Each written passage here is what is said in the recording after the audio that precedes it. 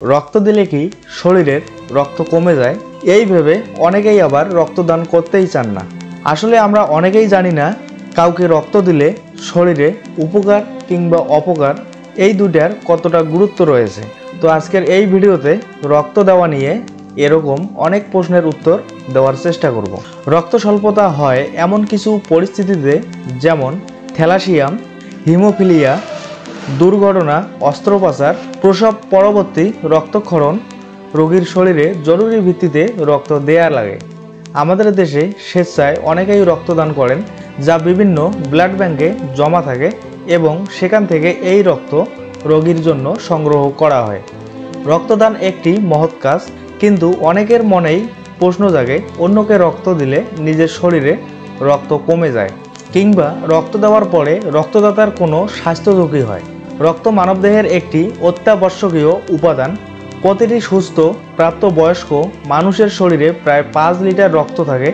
রক্তের মধ্যে 55% তরল প্লাজমা থাকে, বাকি 45% রক্তকোষ। রক্তে 3 প্রকার রক্তকোষ থাকে, যার মধ্যে সবচেয়ে বেশি থাকে লোহিত রক্তকণিকা। এই লোহিত রক্তকণিকা তৈরি হয় অস্থিমজ্জা থেকে।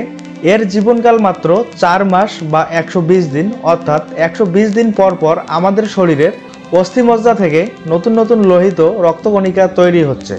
রক্তদানের সময় যে ব্যাগে রক্ত সংগ্রহ করা হয় তার আয়তন 450 মিলিলিটার, অর্থাৎ প্রতিবার রক্ত দেওয়ার সময় রক্তদাতার 450 মিলিলিটার রক্ত নেওয়া হয়, যা শরীরের মোট রক্তের শতকরা 8 ভাগ মাত্র।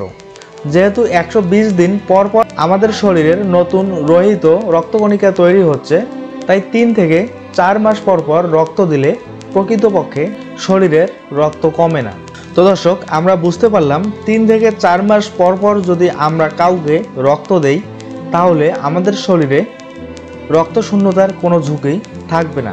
তবে এক্ষেত্রে রক্ত দেওয়ার আগে কিছু করণীয় আছে, চলুন সেগুলো জেনে নেই। নিয়মিত রক্তদানের জন্য আয়রন, ভিটামিন সি এবং প্রোটিন সমৃদ্ধ খাবার সংগ্রহ করতে হবে।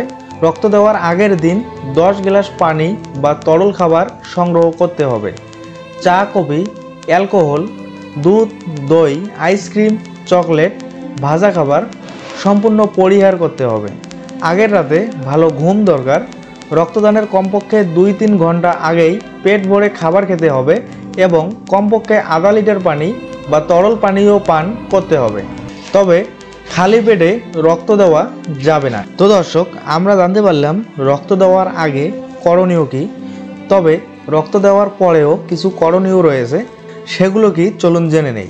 রক্তদানের পর 15 মিনিট বিশ্রাম ও পর্যবেক্ষণে থাকা উচিত। এ সময়ে স্নায়ুকোষ ও পানি শূন্যতা পূরণের জন্য তরল খাবার যেমন প্রচুর পানি, ফলের জুস, হার্বাল চা পান করা উচিত। প্রথম 3 ঘন্টায় 3 গ্লাস তরল পান করা উচিত। ভুলেও মদ বা অ্যালকোহল গ্রহণ করা যাবে না। পরবর্তী 24 ঘন্টা ব্যায়াম কিংবা অন্য কোনো ভারী কাজ করা যাবে না। গরম পানি দিয়ে গোসল করা যাবে না।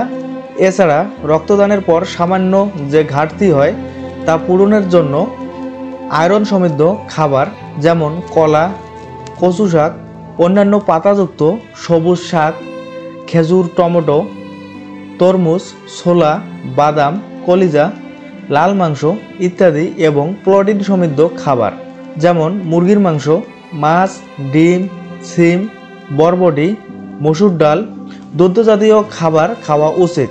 ভিটামিন সি জাতীয় খাবার যেমন কমলা, লেবু, স্ট্রবেরি, টমেটো ইত্যাদি শরীরের আয়রন হজমে সাহায্য করে, তাই এগুলো নিয়মিত খেতে হবে। আমাদের কাছে এসব তথ্য প্রোভাইড করেছেন ডক্টর মোহাম্মদ দেলোয়ার হোসেন, প্রভাষক, চাঁদপুর মেডিকেল কলেজ। তো দর্শক, আশা করছি আপনারা যারা ধৈর্য সহকারে এতক্ষণ ভিডিওটি দেখছিলেন, রক্তদান নিয়ে আপনাদের মনে যে প্রশ্ন রয়েছে সে প্রশ্নের উত্তর পেয়ে গেছেন। এমনকি রক্তদানের আগে এবং পরে আপনাদের করণীয় কি সে সম্বন্ধেও ধারণা পেয়ে গেছেন। তো ভিডিওটি ভালো লাগলে লাইক দিবেন, কেমন লেগেছে অবশ্যই কমেন্টে জানাবেন। পরবর্তী ভিডিওর নোটিফিকেশন পেতে চাইলে আমাদের চ্যানেলটি সাবস্ক্রাইব করে আমাদের পাশে থাকবেন।